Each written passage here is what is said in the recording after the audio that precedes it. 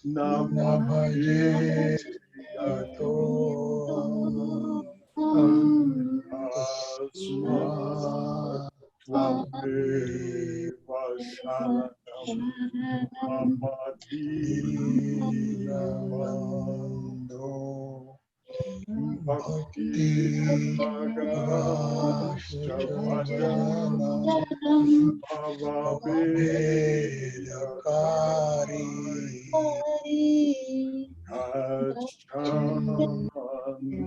Achanyalam Sukulam Shamanaya Tattvam Vaktromrito Pradime Nachamati Tasmat Tameva Shiva Sharanam Amadina Bando Tejas Tarantitarasa Krishna Radha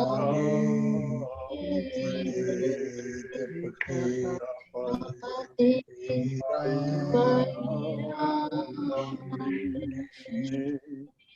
Martyamrita Avapadam Marano Vinasha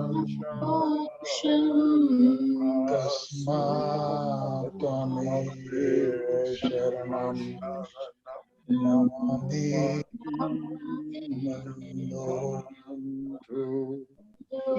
Nityam Karoti Kalusham Shantam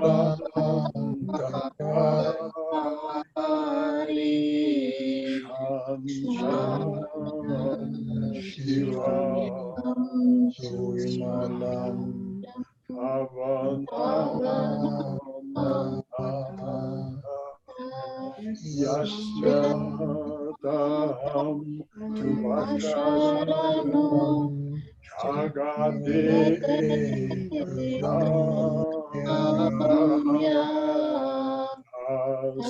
Asmat Sharanam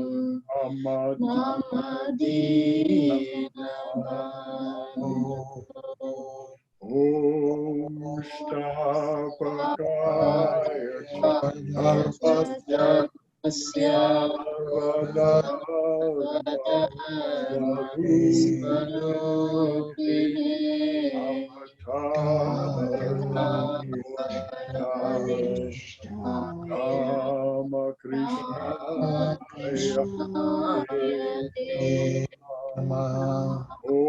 Om Namo Bhagavate Ramakrishna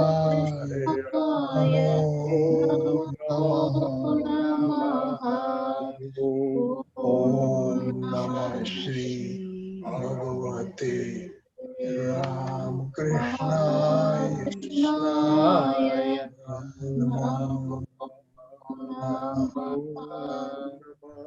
Om Bhagavate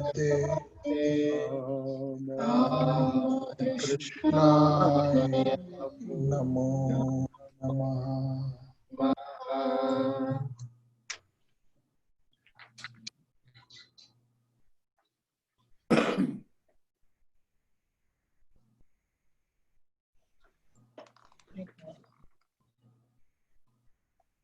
Breaker of this world's chain, we adore thee, whom all men love. Spotless, making man's form, purifier. Thou art above the gunas three. Knowledge divine, not flesh. Thou whom the cosmos wears, diamond heart. Let us look deep in thine eyes. They are bright with the wisdom of God, and wake us from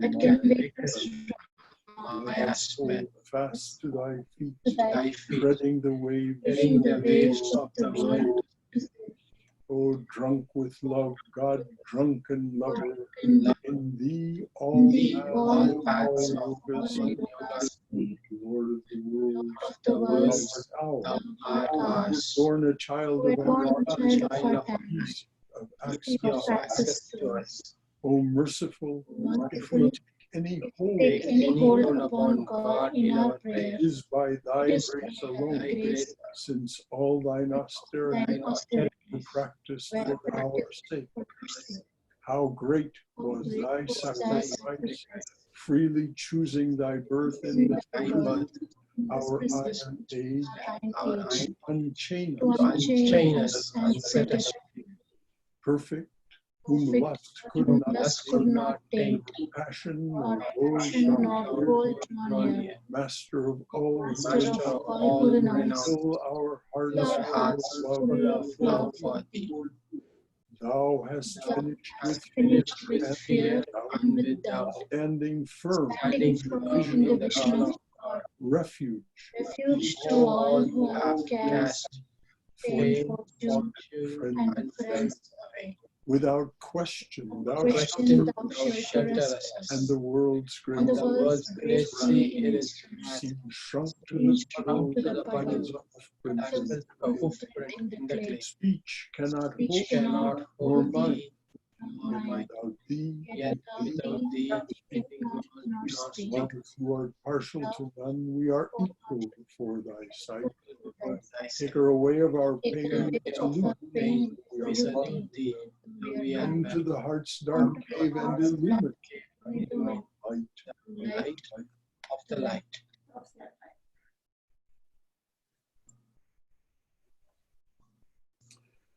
Come to the heart's dark cave and illumine, thou light of the light.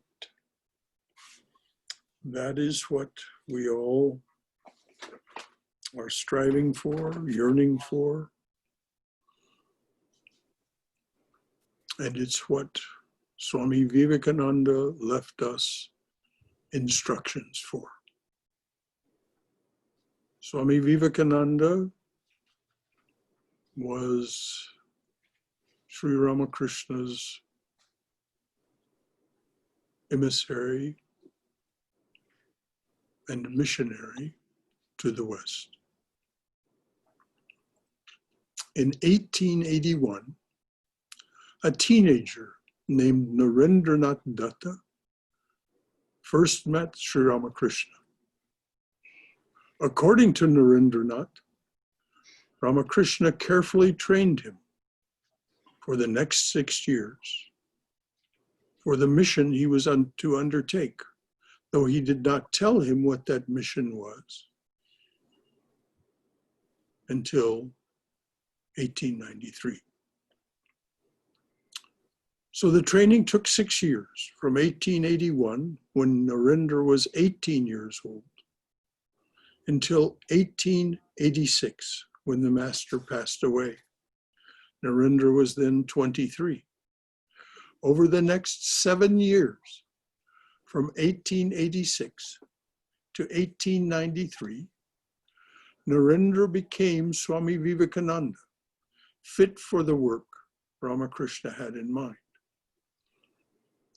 Now, what we know is that first Vivekananda helped organize the first monastery for the Ramakrishna order at Baranagar in Calcutta. A dilapidated old building, they renovated it and made it quite remarkable. Renovated the inside. Then Vivekananda left, taking with him just the clothes on his back and 2 books, Bhagavad Gita and the Saint Thomas à Kempis's The Imitation of Christ. And he traveled north to south, east to west, the traditional journey exemplified by many saints, including Adi Shankaracharya, and as he became Swami Vivekananda. during those years, those 7 years, he became completely fit for the work Ramakrishna had in mind. As I said, in early 1893, the Swami was in Kanyakumari at the far southern tip of India. He'd been meditating on a rock. There's now a temple there. But he had returned to the mainland and he had a dream in which Sri Ramakrishna was standing on the sea and beckoning Swami Vivekananda to go to the West. Vivekananda, though fully confident in the dream he had, acknowledged that the head of the Ramakrishna order was not himself, was not Swami Brahmananda, but was Sri Sharada Devi. She was the person to whom all deferred. And so he wrote to her, asking her permission to undertake this journey to the West. She wrote back enthusiastically saying, yes, go. So the Swami left for America at age 30. He took ship from Mumbai on May 31st, 1893, and docked in Vancouver, British Columbia on July 25th.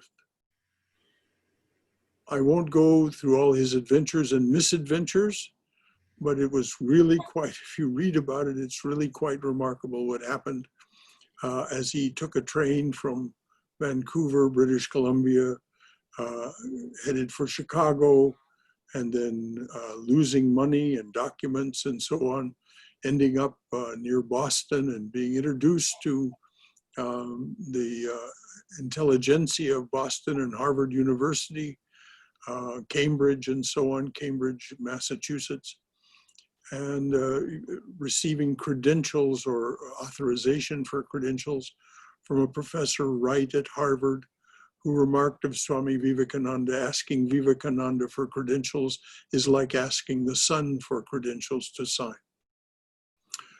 But those credentials were for the first World's Parliament of Religions, held as part of the Chicago Exposition in 1893. And so on September 11th, at that Parliament, Swami Vivekananda spoke the fateful words that began to unfold his destiny as a teacher of Vedanta in the West. He said simply, "Sisters and brothers of America," and an audience of thousands rose to offer him a 2-minute standing ovation. Now just think of that. He was not known to these people, even much by reputation, though he'd been introduced and so on. He was not known to these people, and he stood up and said, "Sisters and brothers of America." And the newspaper accounts of the day vary. Some say 4,000, some say 7,000, but in any event, a huge audience of thousands rose to offer him a 2-minute standing ovation. Vivekananda was later asked by one of his brother disciples, "Swamiji, why did that happen?" And here was his answer. From age 16, this was 2 years before he met Sri Ramakrishna, from age 16 until the moment that he said those words, and of course ongoingly as well, but from age 16 until age 30, Swami Vivekananda said, "No impure thought has entered my mind, not even in sleep." And so that explains the spiritual power that brahmacharya, that Vivekananda brought to that moment and was so overwhelmingly different for these people. As we know, Vivekananda went on to become the 16-day-long event's most popular and influential speaker. As some of you know, in 1976, the Smithsonian Institution organized an exhibition featuring 26 people who had made a profound effect on the intellectual and spiritual thought current of the United States. It was the exhibition was installed in the Smithsonian Institution in Washington, D.C., and then it was put in tractor trailer trucks and taken all over the United States. 26 people who had a profound effect on the early intellectual and spiritual thought current of the United States. Vivekananda was one of those 26. So the Swamis stayed to teach in the West for most of the next 10 years. Now, if you know the story of Vivekananda, he didn't need to do this. Sri Ramakrishna said, when Sri Ramakrishna gave Narendranath, this was still when he was in training, at the end of his training, he gave him Nirvikalpa Samadhi. And he said, now you know. But from now until the next time that you have this realization, I will hold the key. The next time that Vivekananda had that realization was in June 1895. Not even quite 2 years after he had done what he did at the World's Parliament of Religion. Not even 2 years later. This happened at Thousand Island Park in New York. You can sit on the rock where Swami Vivekananda had this realization. So at that point, Vivekananda could have left. He needn't have returned to the body sitting on that rock. He could have simply gone on. But instead, he stayed for the next 7 years until July 4th, almost exactly 7 years. He stayed for the next 7 years and continued his work in the West and in India. As we know, he returned home in 1897 and organized, first of all, to a triumphant tour from Colombo to Almora. That speaking tour that you can read about in his complete works and in the newspaper reports of the day. He had become a thundering celebrity in India because of having conquered, so to speak, the West. But even that wasn't enough. He returned to the United States in 1899 and stayed until 1900 because he hadn't quite finished what he saw as his work. Swami Vivekananda actually started 2 Vedanta centers in the United States, one in New York City in 1894, and the second in San Francisco on the West Coast in 1900. So Vivekananda stayed to teach in the West from 1893, September 1893, until February of 1900.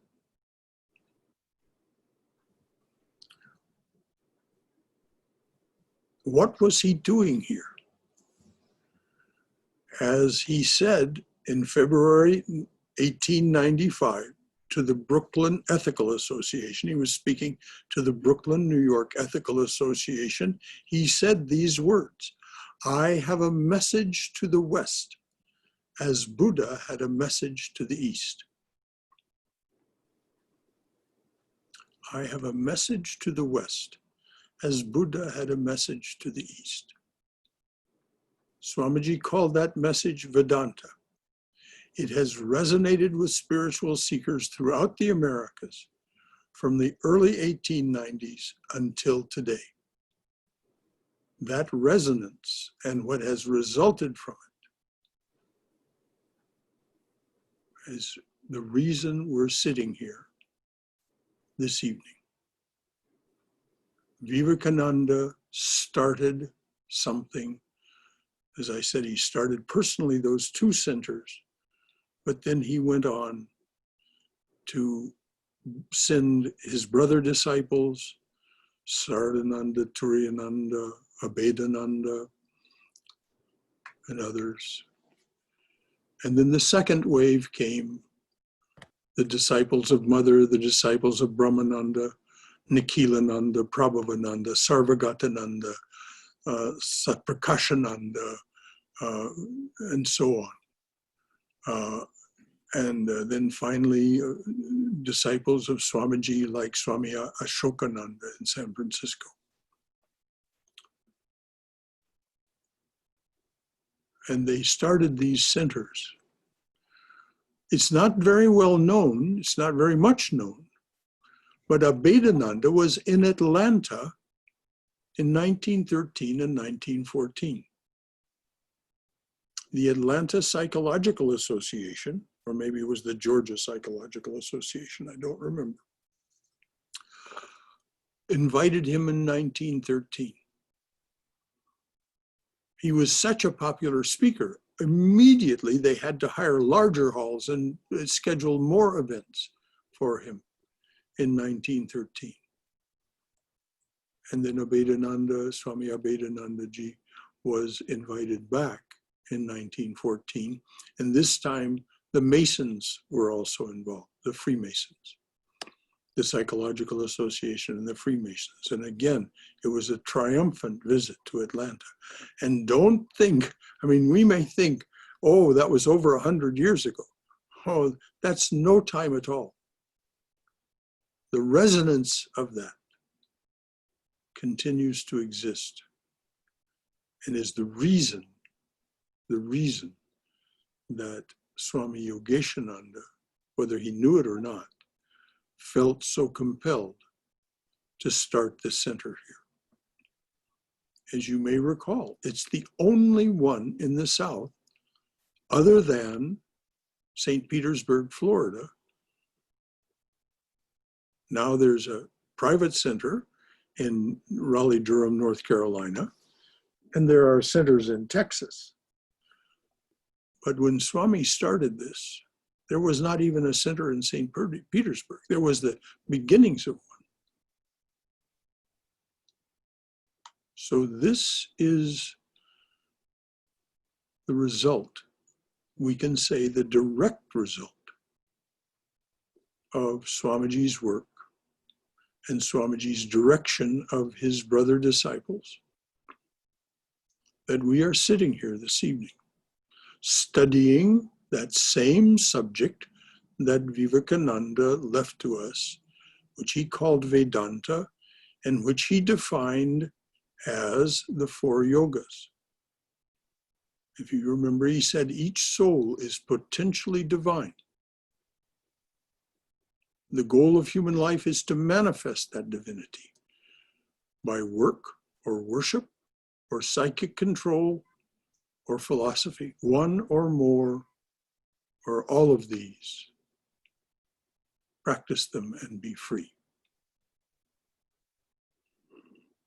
And so this is what he taught us. This is what he left us. And that is what we study here and throughout the centers in the United States.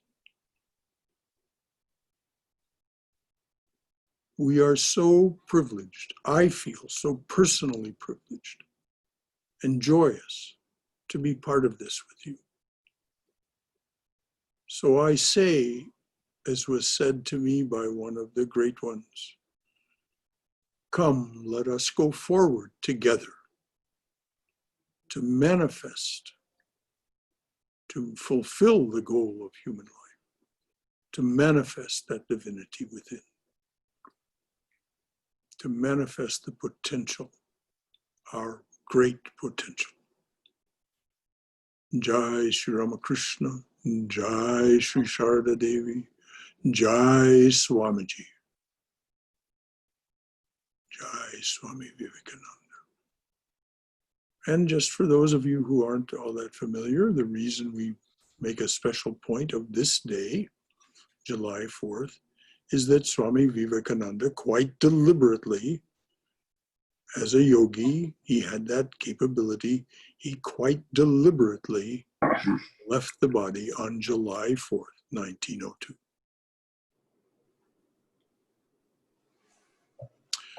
So now, I'm sure some of you have prepared readings or songs or whatever it is that you'd like to offer.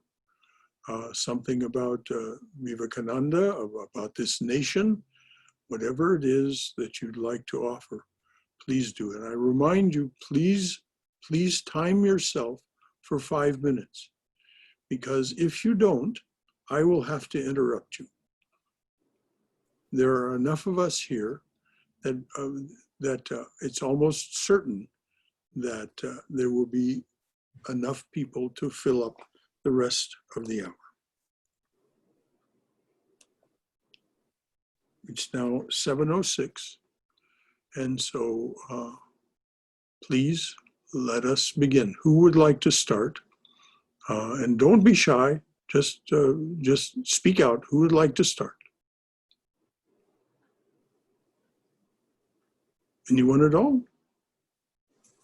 Anyone have something? I can start. Okay, Pranab Da, we are so Yes. glad to have you start. Okay. For those of you who don't know Pranab Da, he's one of the founders of this center. He's been with the center continuously since its beginning and served as its first treasurer when he inherited a small box that contained a 25-cent piece.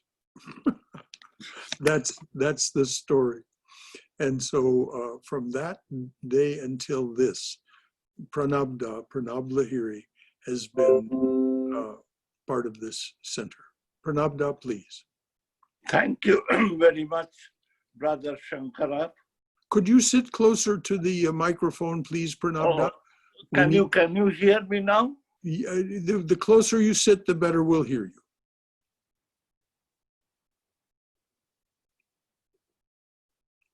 Okay, please.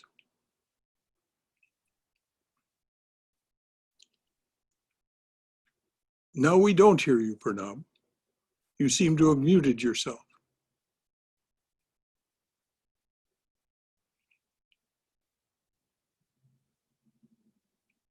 I'm sorry, I didn't mean to complicate things. Let me go and help him. Just a moment.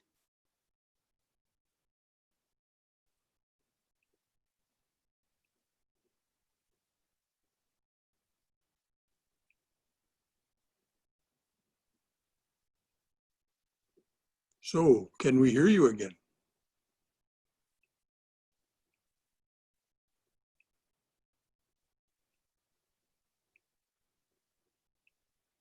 I could hear you, Vimala, but we still don't hear him.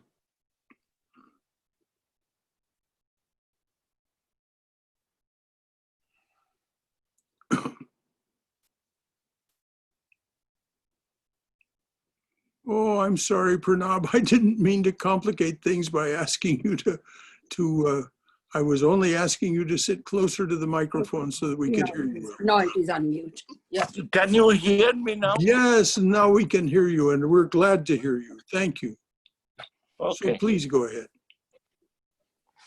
I am going to read from one of Swamiji's papers, which he submitted on September 19, 1893 in the Parliament of Religions, not the one that Brother Shankara referred, Sisters and Brothers, but this is another paper on a few days later.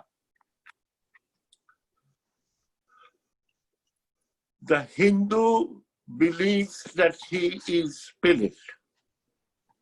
Him the sword cannot pierce, him fire cannot burn, him water cannot melt, him the air cannot dry. The Hindu believes that every soul is a circle whose circumference is nowhere, but whose center is located in the body, and that death means the change of this center from body to body. The soul is not bound by the conditions of matter. In its very essence, it is free, unbounded, holy, pure, and perfect. But somehow or other, it finds itself tied down to matter and thinks of himself as matter. The human soul is eternal and immortal, perfect and infinite. And death means only a change of center from one body to another. The present is determined by our past actions and the future by the present. The soul will go on evolving up or reverting back from birth to birth and death to death. One of the Vedic sages stood up and before the world and in a triumphant voice proclaimed the tidings. Hear, ye children of immortal bliss, even ye that reside in higher spheres. I have found the Ancient One who is beyond all darkness, all delusion. By knowing him alone, will you be saved from death over again. Children of immortal bliss. What a sweet, what a hopeful name. The Vedas teach that the soul is divine, only held in the bondage of matter, and that perfection will be reached when this bond bursts. And the word they use for it, therefore, mukti, which is freedom from death and misery. The bondage can only fall off through the mercy of God, and this mercy comes to the pure. He reveals himself to the pure heart, the pure and the stainless sea God. The religion of the Hindus does not consist in struggles and attempts to believe a certain doctrine or dogmas, but in realization, not in believing, but in being and becoming. Thus, the whole object of their system is by constant struggle to become perfect, to become divine, to reach God and see God. Jai Shri Ram Krishna, Jai Sama. Thank you very much. Oh, Pranab, how perfect. Because that is exactly the point that was being made earlier. That is what is done here. That is what Vivekananda left us. And so, how perfect. Thank you, Pranab. Thank you. Anyone else, please? Who else has something prepared that they would like to read or sing or recite?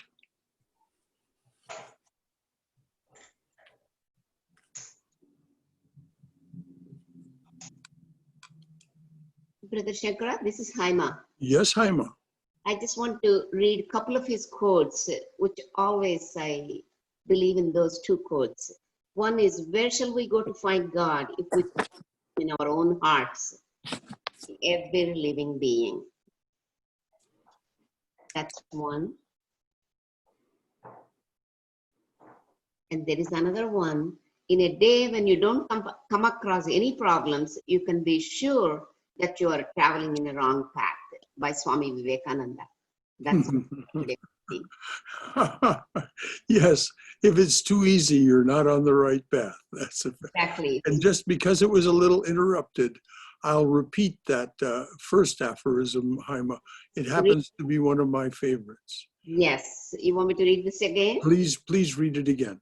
Where shall we go to find God if we cannot see him in our own hearts and in every living being? That's Where shall we go to find God if we cannot see him in our own hearts and in every living being? And notice the sequence there. First, we see it in our own hearts, this divinity, and then we can see it in every living being. Yeah. Thank you, Haima. And another one is, in a day when you don't come across any problems, you can be sure that you're traveling in the wrong path. And he is so true, 100%, 100%. Well, that's it. We don't learn anything from this when we're just trundling along on the smooth path. What the secret of that is, what we're doing really is running in a hamster wheel. We're just turning the hamster wheel and not getting anywhere at all. Yes. And there is one more I would like to point this. In Karma Yoga by Vivekananda, he said, having a calm mind while going through the streets of a big city with all its traffic is the ideal of Karma Yoga. No stress for our patience, perseverance, and everything. I think that's every quote he said, every word he said is true. So true. That's all from me, Brother Shankara. Thank you, Haima. And anyone who's not speaking, please mute yourself, because we hear the sound from wherever you are. And what it does is, just because of the way the technology works, it interrupts the other person. So that's why I asked Haima to repeat that first aphorism, because she had been somewhat interrupted. So is anyone else ready? Is anyone else prepared? Brother Shankara, I could sing a few verses, if you like. Please, that would be delightful. Thank you. So what I'm going to sing is a few verses from Guru Ashtakam, written by Adi Shankaracharya. And Swami Vivekananda gave a talk on this in Dhaka on 30th March 1901. Shariram surupam tathava kalatram yashascharu chitram dhanam merutuyam manaschena lagnam guroram padme tatha kim tatha kim tatha kim tatha kim. The meaning: one's vesture may be superb, one's consort likewise, one's reputation resplendent and renowned, and one's riches like unto Mount Meru. But if one's mind be not centered on the lotus feet of the Guru, what then? What then? What then? Shardanga divedo mukhe shastra vidya kavitva digandham supandam dam karoti manaschena lagnam guroram hripadme tatakim tatakim tatakim tatakim. The Vedas with their 6 limbs and the knowledge of all sciences may be on one's lips. One may possess the poetic gift and may compose fine prose and poetry. But if one's mind be not centered on the lotus feet of the Guru, what then? What then? What then? Videsheshu manya swadesheshu dhanya sadacharu vritteshu mantro na chanye manaschena lagnam gururam dhripadme tatakim tatakim tatakim tatakim. I am honored in other lands. I am prosperous in my homeland. In the paths of righteous conduct, there is none who surpasses me. Thus one may think. But if one's mind be not centered on the lotus feet of the Guru, what then? What then? What then? Gurorashtakam ye patet punya dehi yatir bhupatir brahmachari chagehi labhedvanti jittartam padam brahmasangam guroroktavakye manoyasya lagnam. Whoever, haloed by holy merit, ponders the above octad, extolling the Guru, whose mind is centered on the words of the Guru, whether such person be an ascetic, a sovereign, student, or householder, attains the desired goal, the consummation of union with Brahman. Hari Om. Jai Shri Hari Krishna. Om, Hari Om. Beautiful. Thank you, Rita. Thank you. That was beautiful and very apropos. Very apropos. For those of you who haven't read it, in Swamiji's complete works, there is a short talk called My Master. It appears in the book Inspired Talks. For those of you who haven't read Swamiji's reflections on Sri Ramakrishna, it certainly is worth your time. Beautiful, beautiful, beautiful. He never said much about Sri Ramakrishna he said he did not come here to preach Sri Ramakrishna. He came here to preach Sri Ramakrishna's teachings. He came here to preach what Sri Ramakrishna sent him to teach. And that was embodied in his teachings on the 4 yogas. Bhakti Yoga, Karma Yoga, Raja Yoga, Jnana Yoga. Thank you, Rita. That was perfect. Anyone else? Please be forthcoming. Brother Shankara? Yes, please, Swayam. I'm going to read excerpts from the last chapter of this book that I've been reading, Seeing Beyond the Circle. Mm-hmm. And the chapter is entitled Privilege. Obviously, the whole chapter will take much more than 5 minutes. So I'm going to try and just read a little bit in the beginning portion because the punch is really at the end. Mm-hmm. So I hope it kind of comes together and makes sense. So again, it was delivered at the Sesame Club in London in December of 1896. So he says, 2 forces seem to be working throughout nature. One of these is constantly differentiating, and the other as constantly unifying. The one making more and more for separate individuals, and the other, as it were, bringing the individuals into a mass, bringing out sameness in the midst of all this differentiation. It seems that the action of these 2 forces enters into every department of nature and of human life. Some say that unity is death. It is also believed that sameness is to be avoided, on the other hand.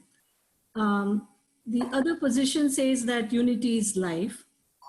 And then he goes on to talk about this difference between differentiation and unity from the standpoint of metaphysics, contemporary argument, Vedantic and Buddhist views of ancient Greece and India, and the possibility of accepting both sides, and that the universe is a play of unity in variety. And then uniformity is impossible in the world, but unity already exists. We cannot perceive the finite and the infinite independently of each other. So he says that sameness in externals is impossible. Therefore, the absolute sameness of conditions, if that be the aim of ethics, appears to be impossible. That all men should be the same could never be, however we might try. Men will be born differentiated. Some will have more power than others. Some will have more natural capacities, others not. Some will have perfect bodies, others not. We can never stop that. But what can be attained is the elimination of privilege. That is really the work before the whole world. In all social lives, that has been that one fight in every race and in every country. The enjoyment of advantage over another is privilege. And throughout the ages, the aim of morality has been its destruction. Let all these variations remain externally. It is the very essence of life. But because you are physically or intellectually stronger, you must not have more privilege than I. And that you have more wealth is no reason why you should be considered greater than I. For that sameness is here in spite of the different conditions. The work of ethics has been and will be in the future not the destruction of variation and the establishment of sameness in the world, which is impossible, for it would bring death and annihilation, but to recognize the unity in spite of all these variations, to recognize the God within, in spite of everything that frightens us, to recognize that infinite strength as the property of everyone in spite of all apparent weakness, and to recognize the eternal, infinite, essential purity of soul in spite of everything to the contrary that appears on the surface. This we have to recognize.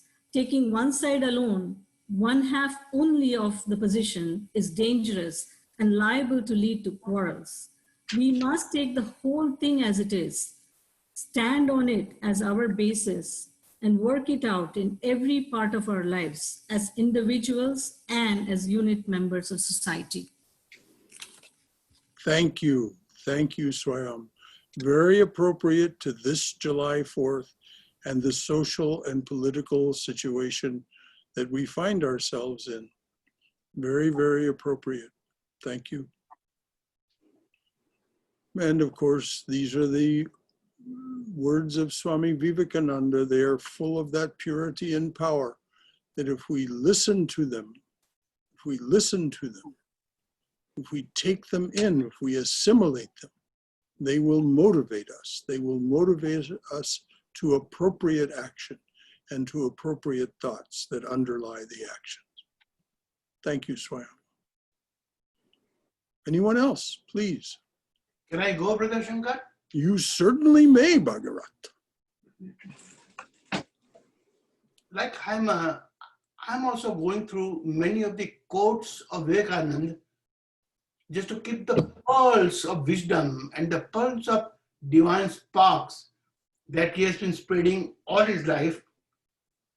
In the famous Sanskrit book Uttaram Charitam, Bhavbhuti describes two kinds of spiritual people. One kind of spiritual people, when they speak, their words chase the meaning. That means if there is no meaning, they will not speak. But the second kind of spiritual people, they speak something and the meaning chases the speech. Vivekananda is of that kind.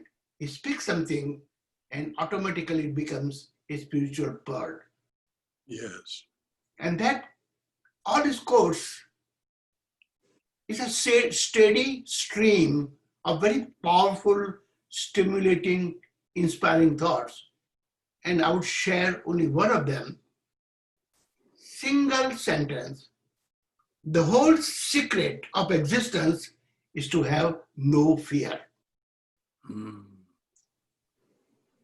Anyone can say brothers and sisters, but it would not have the same effect that it produced when Vivekananda spoke it. Same way, when he says, it makes a lot of sense because he is an emblem of a fearless person.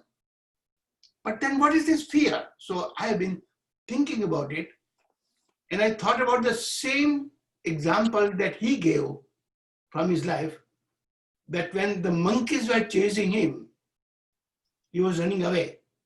He was afraid. He had a fear. And somebody said, face the brutes. And he turned around and the monkey started running away. That means when he was having the fear of the brutes, the fear dominated him. When he faced the fear and turned around, the monkeys had the fear. So if you do not face the fear harbors inside you. When you face the fear goes away from you. And this has been, again, by Western philosopher, he said the same thing, that the children are afraid of the dark. They have a fear of dark. But the adults have a fear of light. So all kind of things really comes together by a single sentence. I do believe that fear is our most limiting, artificial obstruction that we have created in our life. Because once you get rid of the fear, then nothing is going to affect you. He would have a lot of fear when he left India and came here, so many uncertainties, but he faces them fearlessly. And that is, I think, that this fearlessness is a very important thing, which is being a part of our anthropological heritage. Because right from when the life began, each life had to be afraid that my life will end. And that's how the fear came along with sustained survival. And then it has become a part of it. This is the reason why the animals, when they eat and immediately look around. Eat and immediately around. Nobody's pouncing on me. We have learned through millions of years to eat fearlessly. So that fear to me is the most important thing which needs to be gotten rid of it to be able to live a free life. Today is Freedom Day. And to be free of fear is, to me, getting rid of very, very, very important thing. And that's what I wanted to share with you. Thank you so very much, Bhagirath. And as Pranab pointed out in what he read, the root of our fear is our identification with matter. We think of ourselves as matter. And if we wish to be rid of that fear and that identification with this lower form of ourselves, we need to study Swami Vivekananda's Raja Yoga or Swami Prabhavananda's How to Know God. The Patanjali explains, and the commentary of both Vivekananda and Swami Prabhavananda make plain how we can. It is our, when we understand who we truly are, our fear spontaneously disappears because we see there's nothing to fear. The loss of the material self is nothing. Of course, Krishna says that in chapters 2 and 3 of the Gita as well.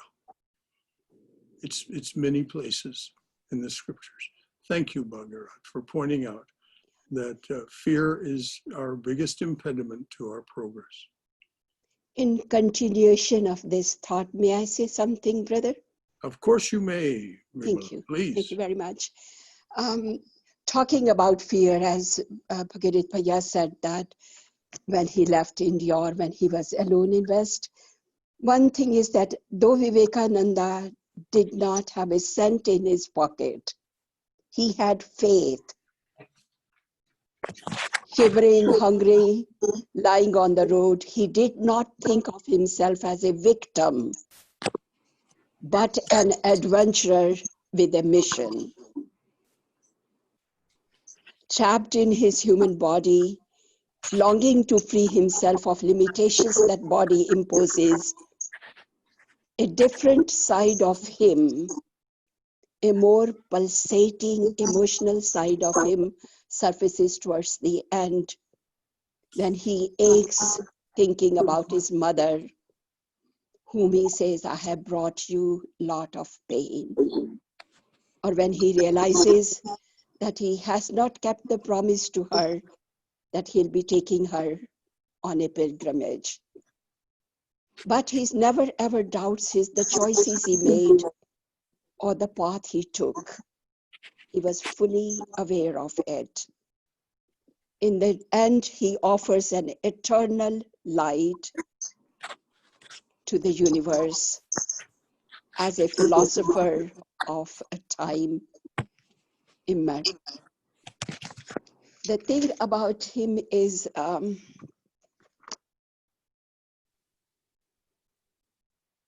I think for a moment I would like to acknowledge and offer my gratitude and homage to Swamiji's mother, Shri Bhuvaneshwari Devi. As a mother, what it must have taken out of her to let go of a son so brilliant, to have borne through the tragedies and the deprivations she went through. I think she's like the foundation stone that lies buried in the darkness, bearing the weight of the building and giving light to the universe and beauty to the universe. As I think of Swamiji, I always somehow, my first homage goes to the mother who cracked open her heart, as any earth must crack open to let the sprout spring to life. Thank you. Thank you, Vimala. Yes, Swamiji was always and in the most heartfelt way devoted to his mother, and did not, though he was not able to keep some of his promises to her, as you remember, when he went to Sri Ramakrishna, and the only time he really asked for anything, he asked for Sri Ramakrishna to help him with his family. And so Sri Ramakrishna said, well, go to mother in the shrine and ask her. And Swamiji tried. He went to the shrine and he could only think of much higher thoughts than those of sustenance and food, clothing, and shelter. And so 3 times he went to the shrine, and Sri Ramakrishna sent him back 3 times, saying, no, go ask mother. He could not keep his mind down. So finally he returned to Sri Ramakrishna and said, please, you do this for us. And Sri Ramakrishna said, all right, your family will never lack for simple food, clothing, and shelter. And that turned out to be a promise kept. Though, as you said, and Sri Ramakrishna was also very devoted to his mother, kept her with him until the end of her days there at Dakshineshwar. And so Swamiji was very devoted to his mother and acknowledged what she had given him. For those of you who don't know, Swami Vivekananda was a very rambunctious boy, very, very energetic and mischievous.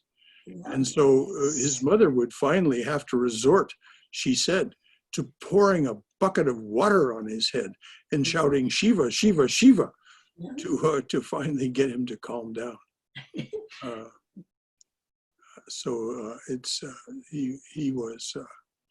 He was already manifesting that tremendous world-shaking, world-transforming energy.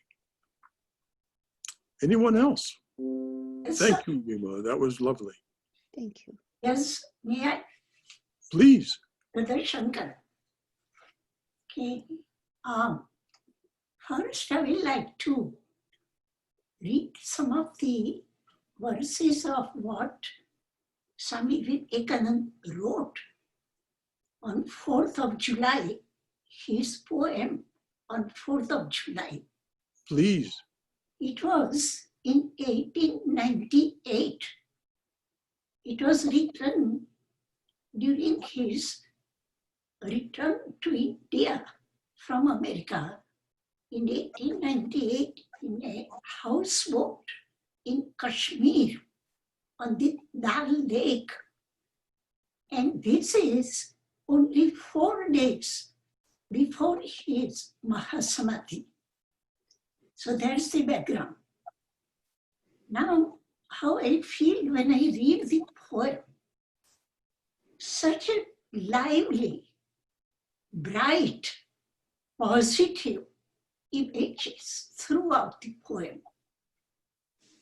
It says, behold the clouds melting away that gather thick at night, and before thy magic touch, the world awakens.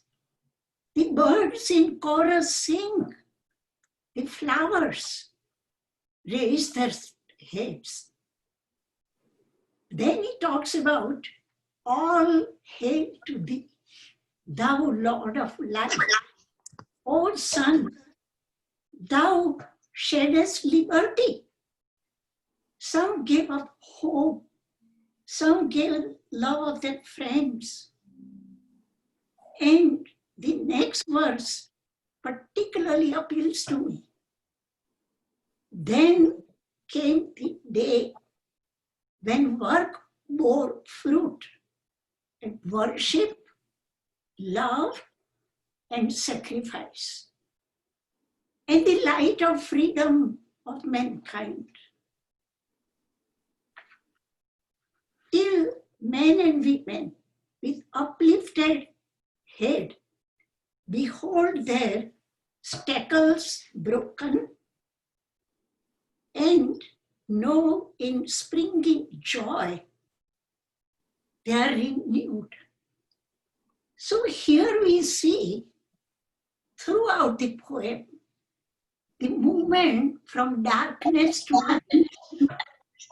So the words that he has chosen, flowers, singing birds, people giving their sacrifice, leaving their homes, their beloved children, their family, for the sake of the freedom of the country. And throughout, there is an uplifting tone. Why? Because he's talking about freedom. And when he talks about freedom, as Swami Yogeshanji in his article, he notes, he says, this is very typical of Swamiji.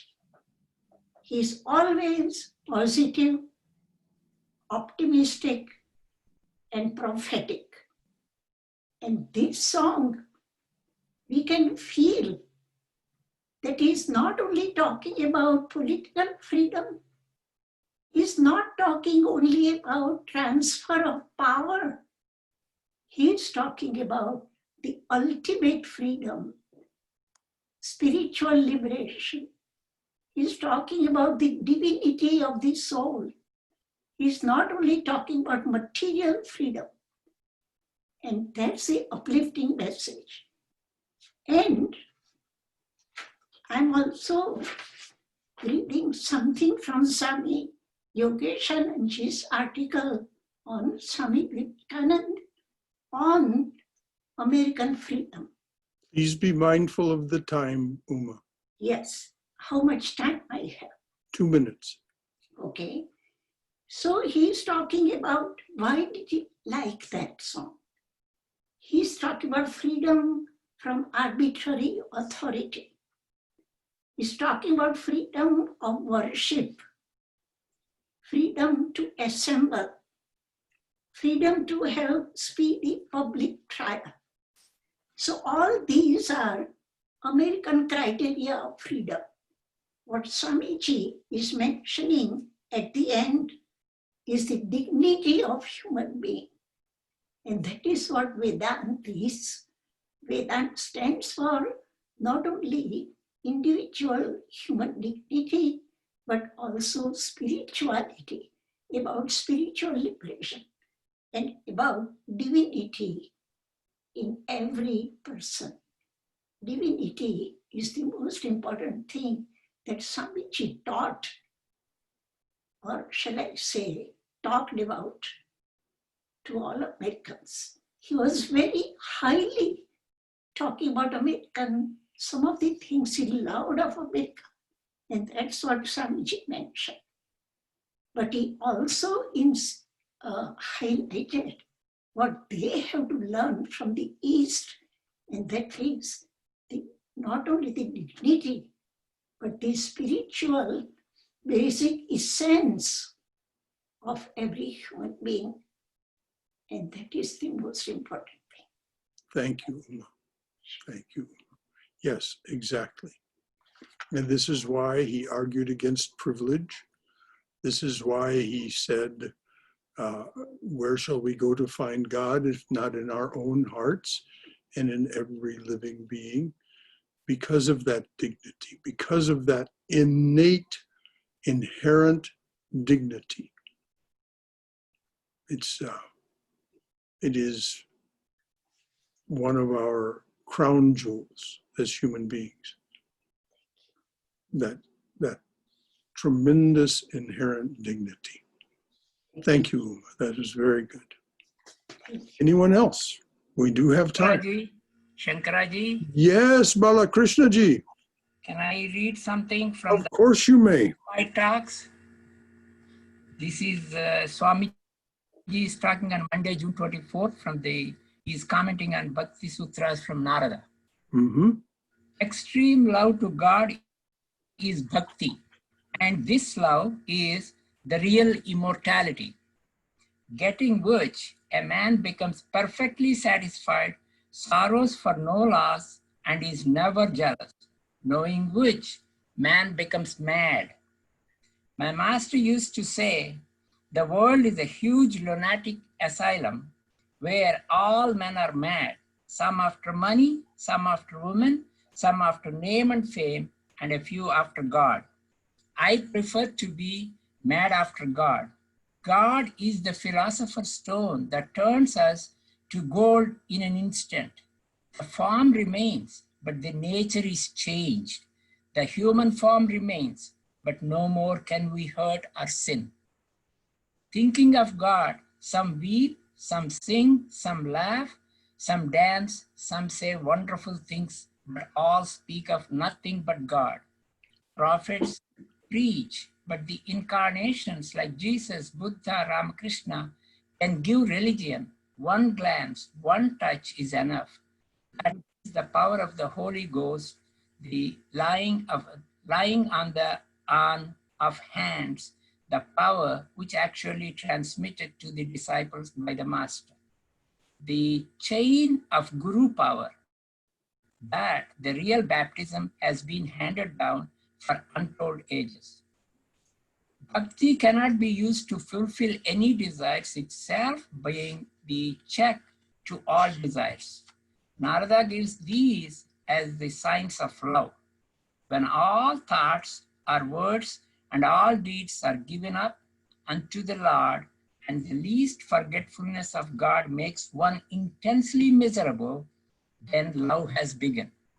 This is the highest form of love because therein is no desire for reciprocity, which desire is in all human love. A man who has gone beyond social and scriptural usage, he is a sannyasin. When the whole soul goes to God, when we take refuge only in God, then we know that we are about to get this love. Obey the scriptures until you are strong enough to do without them. Then go beyond them. Books are not an end all. Verification is the only proof of religious truth. Each must verify for himself. And no teacher who says, I have seen, but you cannot, is to be trusted only that when who says, you can see too. All scriptures, all truths are Vedas in all times, in all countries, because these truths are to be seen and anyone may discover them.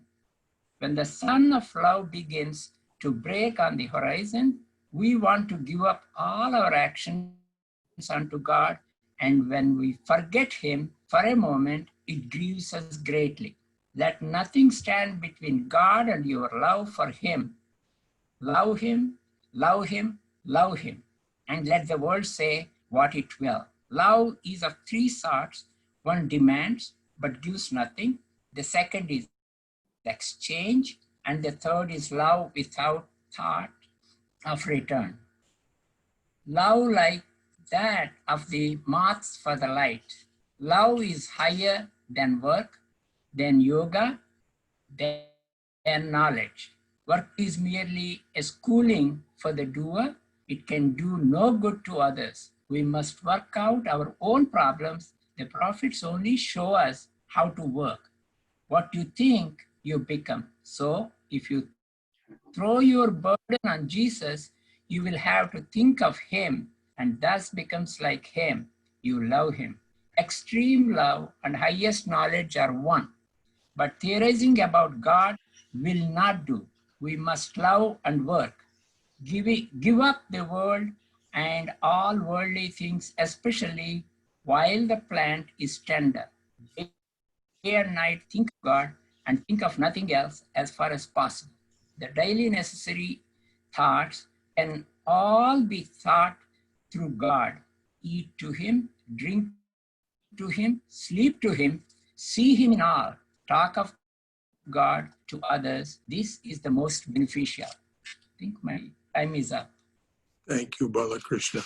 Yes, well, as we know, Sri Ramakrishna said that bhakti is the most auspicious way for us to proceed in this age, in this time. Bhakti is and as Vivekananda pointed out, it may be a slower path, but it is sure and it is dependable. And so Sri Ramakrishna said, practice bhakti, and you will find your way home. So thank you, Balakrishna. That was a beautiful reading from Swamiji's commentary on the Narada Bhakti Sutras. Anything else? Anyone else?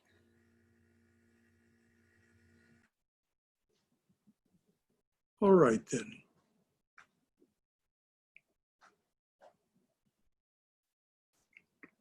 Tomorrow, the talk will be on, it's a talk that I give every couple of years. And it's a little different each time. So if you've heard it before, it won't be the same exactly. But the title is, What is this place and why are we here? What is this place, the Vedanta Center of Atlanta, and why are we here? That will be the talk tomorrow morning at 11 a.m. And just a little note, on Monday at 7:30 p.m., Seva International has organized what they call a webinar on what do the scriptures of India tell us about what consolation do the scriptures of India offer us in this dreadful time we're living in. They very kindly invited me to be a panelist. It starts at 7:30 p.m. on Monday evening. You can find the link on our Facebook page, or you can go directly to Seva International's website and link up with there. It will be Facebook live streaming. It's an hour, 7:30 to 8:30. I think they'll probably be quite tidy about their times, so you needn't be worried about an imposition on your time. 7:30 to 8:30. I'm paraphrasing the title as to what consolation do the scriptures of India offer us in this dreadful time? What emotional support do they offer? I'm paraphrasing their title because their title sounds a little like something from a self-help book. And so it certainly will not be how I approach it. But basically the question is, what do the scriptures of India offer us in the way of support and guidance and consolation, especially consolation in this dreadful time? Anything else from anyone before we wind up? Well, thank you all for coming. Thank you for being part of this. This has been unusual for us. We normally gather together for a joyous celebration, and even including fireworks and so on July 4th. But this year, that just is not a wise thing to do. So we've gathered this way, and it's been wonderful to be with you. This is what is meant by studying together the art of spirituality. And thank you, all of you who presented something, all of you who offered something, a song, a reading, all very appropriate and all very uplifting. Thank you. So we'll close with this.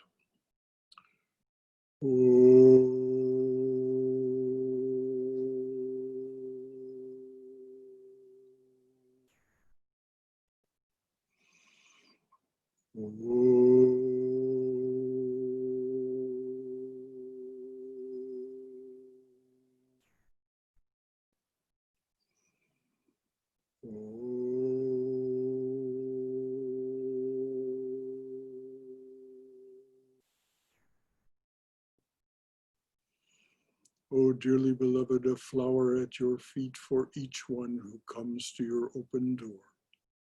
A flower at your feet for each one who stands by your open door and says, come to me, offering to break this world's chain that binds us down to ignorance, suffering, and death.